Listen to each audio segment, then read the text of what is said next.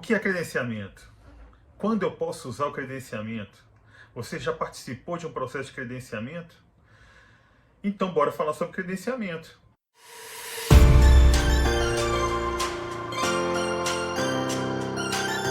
Sejam bem-vindos aqui ao nosso canal Licitação e Gestão, falando sobre licitações e contratações públicas e mais alguns assuntos.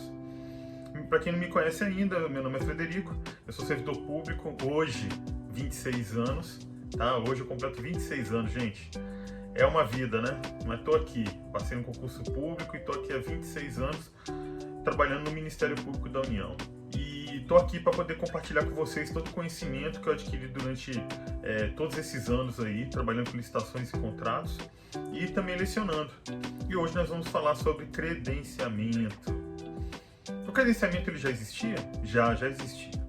Né? Como muita coisa que está na nova lei de licitações, esse é mais um caso de um instrumento que já existia, já era utilizado pela administração pública, só que ele não estava previsto na Lei 8.666. Ele era utilizado, já era empregado em larga escala, mas baseado muito mais em jurisprudência do TCU. A Lei 14.133 se ocupou de trazer esse instrumento para dentro dela e deu um nome, instrumentos auxiliares. Botou num grupinho, ele agrupou alguns procedimentos, algumas ferramentas, vamos dizer assim, e chamou tudo isso aí de instrumentos auxiliares. Vamos recordar quais são eles. Então, o credenciamento, que é o que nós vamos falar aqui no vídeo de hoje, a pré-qualificação, o procedimento de manifestação de interesse, PMI, o registro cadastral e, por fim, o nosso querido sistema de registro de preços. Isso aí já é bem conhecido, a gente usa bastante. Sobre a pré-qualificação, aqui no canal nós já temos vídeos sobre isso, tá? Se você tiver interesse em adquirir informações sobre esse instrumento de auxiliar em específico, eu vou deixar um card aqui em cima, tá? E aí você vai conseguir acessar esse vídeo, tá bom? Aliás, aproveita, se você está gostando do canal, desses vídeos, do conhecimento que eu estou disseminando aqui, já se inscreve, tá bom? Já deixa o like aí, ativa as notificações para você poder me acompanhar. Isso é muito importante para mim, gente. Isso aí não leva nem um segundo para você fazer isso. É rapidinho, você vai lá, faz e tal, e já ajuda a gente a continuar aqui, a continuar compartilhando com você o conhecimento, beleza? Então bora! O que é o credenciamento? Agora sim eu vou falar para vocês do conceito legal que, assim como todos os outros, ou pelo menos a maioria, está lá no artigo 6º da nossa querida Lei 14.133 de 2021. Vamos à leitura. Credenciamento é o processo administrativo de chamamento público em que a administração pública convoca interessados em prestar serviços ou fornecer bens para que, preenchidos os requisitos necessários, se credenciem no órgão ou na entidade para executar o objeto quando convocado. 2 pontos de atenção, né? Então, o que é o credenciamento? É um procedimento administrativo.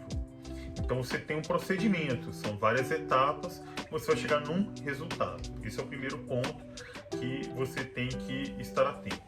O segundo ponto, que é interessante, que nos chama a atenção, é que não é só serviços. A administração pública está acostumada a utilizar o credenciamento somente para serviços, mas na nova lei de licitações está prevista inclusive a aquisição de bens. Isso é interessante porque ele abre espaço para uma coisa que muitos chamam aí de e-marketplace. O que é esse e-marketplace? Eu vou falar de uma forma muito simplória, tá, gente? Eu não sou estudioso desse mercado em específico, não me aprofundei nessa questão, mas existem teóricos aí, estudiosos, que são entusiastas desse assunto. Seria mais ou menos o seguinte: sabe quando você, pessoa física, vai lá, né? Você, o João, o Pedro e tal, vai lá, pega o teu celular, entra no aplicativo, digamos, da Amazon ou da Submarino, e aí você entra lá e você vai procurar um produto que você está interessado em adquirir, e muitos deles são oferecidos pela própria Amazon ou pela própria Submarino ou pelas lojas americanas, só que em muitos casos vai estar lá a informação de que aquele produto está sendo fornecido por um outro fornecedor, que não esses aí que eu citei, tá? Ó, só lembrando, gente, eu não estou fazendo propaganda de ninguém, eu não recebo nada por isso, tá? Eu estou usando só um exemplo, tá? Então, você entra lá e você vai ver, é fulano de tal que vende. E você vai, ué, mas não é a Amazon, não é o Submarino, não, é um terceiro que está vendendo, que está participando ali dentro da plataforma, né? E aí ele vende para você, passa uma comissão para esse portal, e aí ele vende produto para você. Por quê? Porque às vezes para ele pode ser muito custoso ele montar um próprio portal para poder vender, e como ele não é conhecido, pode pairar algum tipo de desconfiança se ele vai cumprir realmente com o acordado, se ele realmente vai entregar o produto, e se vai entregar o produto ainda no tempo que ele está se propondo a fazer. E se o produto vai vir com a qualidade que a gente está esperando, se não vai ser um produto falsificado ou coisa parecida. Então, por isso que ele acaba utilizando uma plataforma dessa outra empresa. E aí você, consumidor final, na maioria das vezes vai olhar, olha, se esse cara está hospedado aqui dentro da Amazon, ou do Submarino, ou das lojas americanas, muito provavelmente ele vai me fornecer o produto do jeitinho que eu quero, né? Porque ele deve ter passado por algum processo criterioso de seleção e de aceitação para ele poder vender o produto ali. Então é mais ou menos isso, tá? Eu não vou entrar em detalhes sobre isso, acho que não é o cerne desse vídeo, né? Eu quero falar de credenciamento de uma forma geral, que eu acho que isso é mais importante para você. E tem muita informação ainda para a gente compartilhar aqui, tá bom? Então vamos seguir em frente. Um outro ponto de destaque que merece uma observação aqui é que o credenciamento ele é tido como uma das hipóteses de inexigibilidade. Você vai lá no artigo 74, inciso 3º da Lei 14.133, e vai estar lá falando que o credenciamento é uma das hipóteses de inexigibilidade. Veja você que faz sentido. Por quê? Porque a inexigibilidade, quando você olha lá no caput, é quando há inviabilidade de competição, e aí você promove uma contratação por meio de inexigibilidade de licitação. No caso de credenciamento, é exatamente isso que ocorre, como nós veremos a seguir. Existe uma inviabilidade de competição, então faz todo sentido o que está se falando ali. Só que o credenciamento, existe um rito, um processo, algumas características, alguns detalhes que são próprios, né? Só que para isso é necessário que haja também uma regulamentação. Assim como todos os instrumentos auxiliares que estão citados ali na lei, ele também precisa de uma regulamentação para a gente, administração pública, conseguir colocar ele em prática. Como é que eu vou operacionalizar ele? Eu preciso de um regulamento que me oriente para poder fazer o trabalho corretamente. Não deve gerar maiores problemas você fazer um regulamento para o credenciamento, uma vez que a administração pública já utiliza ele em certa medida. Como eu falei, não é uma novidade. Tá bom? Então acho que dá para construir um regulamento sem maiores problemas e tal, e botar ele de pé. No governo federal não existe ainda, tá? Pelo menos essa é a notícia que eu tenho hoje, dia 10/10/2023. Mas eu sei que alguns entes federativos já regulamentaram o credenciamento. Se você quiser, eu posso até trazer um vídeo com algumas informações, compilar e tal, e fazer um paralelo entre alguns regulamentos de estados, e não sei se existem municípios que já regulamentaram isso, e posso trazer aqui para o canal, fazer um vídeo e tal, basta que você comente aí e solicite, tá bom? Eu estou aqui à disposição de vocês. Só lembrando também que o credenciamento, ele é um procedimento, já falei isso aqui. A contratação se dá por um outro instrumento, ou é um contrato, ou é uma nota de empenho, algum outro daqueles instrumentos que se assemelham e que você pode substituir o contrato, tá bom? Eles estão previstos aí na Lei 14.133 de 2021. Mas quais são as hipóteses que você pode utilizar o credenciamento? As hipóteses que você pode utilizar o credenciamento são: primeiro, é quando você pretende fazer contratações simultâneas e não excludentes. A segunda situação é quando você não vai escolher o credenciado, quem vai escolher é o próprio beneficiário. Em terceiro lugar, é quando nós temos mercados fluidos. Bom, eu vou explicar agora cada um deles de forma separada, né, e mais detida, para a gente poder entender melhor isso. Na contratação, que ela é paralela e não excludente, é quando existem várias empresas ou pessoas físicas que têm interesse em fornecer para a administração, mas para a administração não há problema ou prejuízo se for um ou se for outro que for prestar o serviço. Qualquer um deles vai me atender. Nesse caso, administração pública, eu vou estabelecer o quê? Uma tabela de preço, um parâmetro de preço que vai servir para todo mundo, então não há competição, né? E, além disso, eu vou estabelecer todos os critérios que vão ser uniformes para todos. Essas pessoas físicas ou jurídicas que tiverem interesse em participar, elas vão observar um edital de credenciamento, eles vão apresentar a sua vontade em estar credenciado, vão preencher muitas vezes um formulário, uma solicitação, vão preencher alguns requisitos que a administração pública estabeleceu e, uma vez cumpridos esses requisitos, eles estarão credenciados. Vamos a um exemplo? Eu acho que é melhor, que aí ilustra bem essa situação. O exemplo que eu gosto de citar é o de tradutor.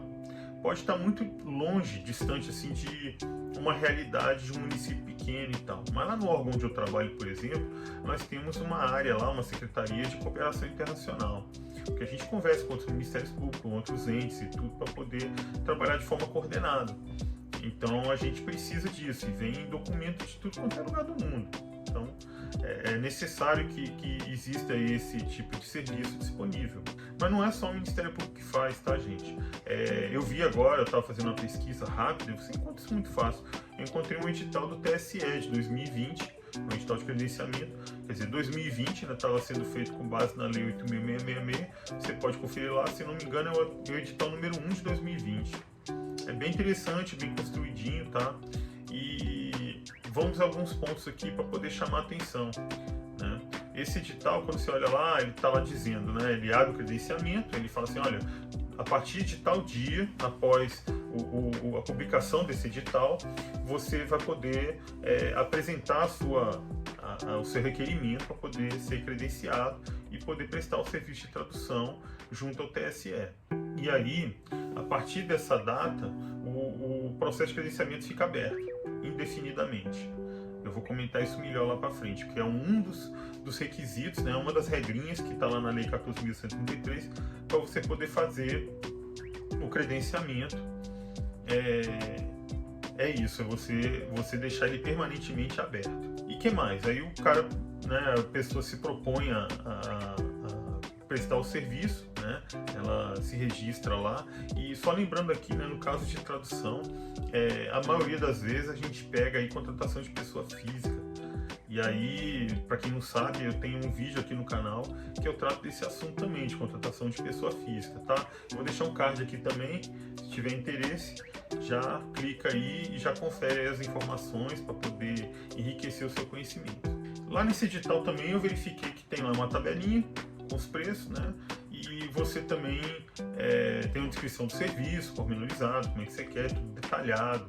E o valor é por lauda, tá? E como não é um valor alto, eu vou traduzir, sei lá, 10 laudas, 50 laudas, vamos supor. Eu vi lá um caso lá que a lauda é R$80, se eu não me engano. E aí ficaria R$400.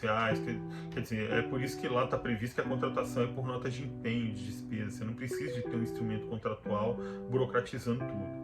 A nota de empenho já desempenha muito bem o seu papel. Então esse é um exemplo que eu tenho desse primeiro caso, essa primeira hipótese de credenciamento. Vamos à segunda hipótese, que é o caso de quando eu, administração pública, não escolho quem vai prestar o serviço. Quem vai escolher é o próprio beneficiário daquele serviço. Vamos ao exemplo clássico, tá? Que é o de prestação de serviço médico hospitalar, de exame, de odontológico, né? Para você que não sabe, antes de eu trabalhar por licitações e contratos, quando cheguei no Ministério Público, eu fui trabalhar lá no plano de saúde e a gente fazia o credenciamento lá e tudo. E aí quem é que escolhe o prestador de serviço? O servidor, o membro e tudo. E ele vai participar, ele vai escolher lá, né? e ele vai escolher lá de acordo com a localidade que ele está. Uma hora aqui eu vou escolher um cara que vai prestar o serviço mais próximo da minha casa, e de preferência eu vou conversar com outros colegas para saber quem que presta serviço, vou pegar uma indicação e tal, e aí eu vou atrás desse prestador de serviço. Então é assim que funciona. A gente sabe, né? Quem tem plano de saúde sabe como é que funciona. Então esse é o exemplo bacana sobre o inciso segundo. O inciso terceiro, que é a terceira hipótese de credenciamento, que é quando a gente trabalha com mercados fluidos. O que são mercados fluidos? Bom, mercado fluido é quando você não consegue determinar de antemão qual é o preço que está sendo praticado. Por quê? Porque há uma flutuação intensa. Vamos a um exemplo clássico, né? Passagens aéreas. Se você entrar agora na tua internet e for procurar aí uma passagem aérea para algum lugar, sei lá, Rio de Janeiro, Salvador, qualquer lugar aí, você vai ver que hoje pode estar um preço, amanhã vai estar outro. Então esse é um caso clássico de mercado fluido. Um outro caso clássico de mercado fluido é quando você vai abastecer o teu carro. Hoje está um preço, amanhã não está. A gente sabe disso, está flutuando, né? E aí nesses casos a gente tem que credenciar e estabelecer algumas regras para poder usufruir do serviço, tá? Existe um caso clássico aí, que é o edital de credenciamento número 1 de 2020, que é de passagens aéreas, promovido pelo Ministério da Economia, é citado inclusive na obra do professor Rony Chaves, e eu acho que se você pesquisar aí, você acha com alguma facilidade e vai conseguir ter umas informações mais completas, mais aprofundadas sobre como esse processo se dá. Bom, superada essa questão das hipóteses de contratação mediante credenciamento, vamos explorar mais algumas regrinhas que a Lei 14.133 trouxe. A primeira regrinha é a necessidade de você divulgar o edital e manter ele à disposição do público em sítio eletrônico oficial, que está até citado lá no artigo 6º. O que é sítio eletrônico oficial? É o sítio do órgão, né? Então você mantém lá presente mesmo, porque você não tem uma data limite para você se abster de credenciar novas empresas ou pessoas físicas, como eu falei aqui, e essa também já é uma outra regrinha, tá? E essa regrinha, inclusive, essa segunda regrinha, ela serve inclusive para evitar que haja um conluio entre aqueles que já estão credenciados e negociem a forma de prestar o serviço ou se utilizar de algum meio escuso para se beneficiar economicamente. O que mais? Quais são as outras regrinhas que nós temos aí para credenciamento? Quando há o credenciamento de forma paralela e não excludente, então não há competição, né? Você pode credenciar pessoas físicas ou jurídicas para prestar aquele serviço. É o caso, por exemplo, de tradução que eu falei aqui agora há pouco. Nesses casos, quando não é possível você contratar os prestadores de serviço de forma simultânea, você tem que estabelecer um critério objetivo no teu edital para você fazer as contratações provenientes desse credenciamento. Vamos a um exemplo. No caso de credenciamento de tradutor, que é o exemplo que eu tenho usado aqui, que estou usando nesse vídeo, a gente costuma utilizar um rodízio, e é por ordem de credenciamento. Então a gente vai estabelecendo um rodízio. Hoje eu precisei, por exemplo, de traduzir uma obra do alemão para o português. Então eu pego o primeiro da lista lá, ele vai prestar o serviço, vai fazer a tradução dele e ok, né? Próxima vez surgiu uma nova demanda dessa, tem um outro documento que precisa de ser traduzido, eu vou acionar o segundo na ordem e assim por diante, até chegar no último e a gente volta para o primeiro. Então é um critério objetivo para você poder utilizar esse tipo de credenciamento. A quarta regra é quando diz que você precisa de definir previamente o valor que você vai praticar e condições padronizadas de contratação. Esse negócio do preço estabelecido, no caso do tradutor, você estabelece o preço lá, que é o preço de mercado. Você vai colocar lá no teu edital, no termo de referência, que vai anexar o edital, mais das vezes, e você vai praticar. Mas e no caso de credenciamento, por exemplo, de serviço médico hospitalar, que é o inciso segundo, né? Quando o beneficiário que vai escolher quem é o prestador de serviço. Então Só nesses dois casos aqui entra essa regrinha, tá, gente? Então, nesse segundo caso, quando eu trabalhei no plano de saúde, lá, a gente utilizava uma tabelinha, que é a tabela da AMB, Associação Médica Brasileira. Na minha época era assim, não sei se hoje ainda é. Então, esse era o nosso parâmetro, e a tabelinha, às vezes, era atualizada. E aí a gente usava o cálculo para pagamento com base nessa tabela, tá bom? Então, é uma forma de você estabelecer um parâmetro de preço. Vamos a mais uma regra, a quinta regra. Quando você for fazer o credenciamento, no caso de mercado fluido, deve ser registrado no seu processo de contratação quais eram as condições de preço naquele momento que você estava trabalhando. Você estava procedendo à contratação. Olha, eu entendo que isso aí seria um relatório, tá? Um pequeno relatório que você vai produzir, você vai pesquisar os preços e tal, e vai fazer esse relatório e vai juntar lá nos autos. Pelo menos foi isso que eu entendi, tá, gente? Não encontrei nada na literatura sobre isso especificamente. Se você tem prática, se você já passou por isso de alguma forma, coloca aí no comentário aí pra gente poder enriquecer o conhecimento sobre isso, tá? Mas eu não encontrei nada e nunca passei por isso. A nossa sexta regra diz que é vedada a subcontratação. Claro que na lei não usa esse termo, tá?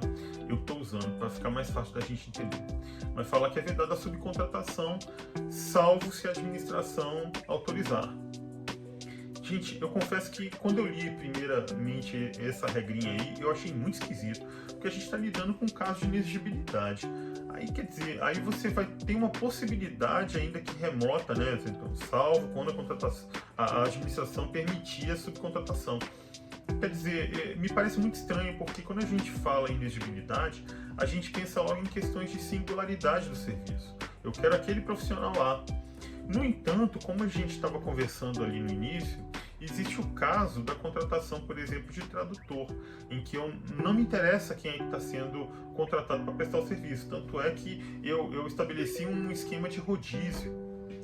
E aí me parece bem cabível nesse caso. E assim, então, quer dizer, parece uma situação esquisita num primeiro momento, mas num caso desse prático, quando a gente para pensar e refletir, parece perfeitamente cabível. Então, no caso de tradutor, se você tiver contratado uma pessoa jurídica, né, e aí ele tem um leque lá de profissionais que fazem esse trabalho, 3 ou 4, sei lá, e naquele momento um profissional não está disponível, ou ele deixou a empresa, e aí você tem um outro profissional que ingressou depois na empresa e ele pode prestar o serviço, não sei. Estou fazendo brainstorming, tá, gente? Estou dividindo com vocês aqui as minhas impressões sobre a lei. A lei ainda é nova e tem muita coisa para a gente discutir, tá bom? E vamos para a última regrinha, a regrinha número 7. A regrinha número 7 diz que a qualquer tempo, tanto o credenciado quanto o credenciador pode realizar denúncia no prazo fixado no edital. Então era basicamente isso que eu tinha para falar para vocês, né? Só lembrando que o credenciamento, por mais que seja um instituto novo em termos de legislação, ele já era praticado, né, antes na 8.666, conforme eu falei aqui no início. Só que, dado curioso, né, eu vi ontem, eu estava assistindo aquele webinário sobre dados abertos do PNCP, promovido pelo governo federal, e eu vi lá que em 2022, ano passado, foram registrados 13 credenciamentos com base na nova lei de licitações, no PNCP, e esse ano já está em 683, até setembro deste ano, 2023. Olha que salto, né? 370 credenciamentos a mais do que no ano passado. É um salto, né? Eu acho que existem algumas razões para tudo isso, tá? Primeiramente, a nossa lei de licitações ela imperar definitiva e absoluta a partir de 1º de abril deste ano. E nós bem sabemos que houve uma mudança, tá? Que veio, né, a galope, uma medida provisória e que acabou caducando. Eu falo isso num vídeo aqui também. Só que nós temos aí uma lei complementar que manteve que agora o fim da vigência da legislação antiga, Lei 8.666, 10.520, Lei da RDC, eles vão perder a sua vigência em 30 de dezembro de 2023. Então, o que aconteceu? Eu entendo que as pessoas tomaram um susto, foi chegando 1º de abril, porque a gente sempre, né, naquela correria, naquela loucura do dia a dia, muito trabalho, nós somos poucos na maioria das vezes nos órgãos, e aí a gente deixa para o final, para o último minuto para poder operar a mudança.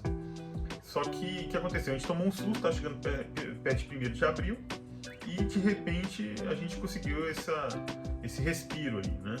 Então, a partir daí, muitos devem ter pensado, né? Eu não quero passar mais por esse sufoco, e já vou começar a utilizar logo a 14.133. E passar a utilizar com mais força, né? Tem também a questão da curva de aprendizado, né? Os órgãos já estão começando a trabalhar com mais ênfase e tudo, e também tem a questão do benchmark. À medida que os órgãos vão perdendo o medo e vão utilizando cada vez mais os instrumentos que estão lá na lei e usando as regrinhas da nova lei e tudo, o que acontece? Os outros órgãos se sentem mais encorajados, porque eles usam como modelo o que os outros órgãos fizeram primeiro.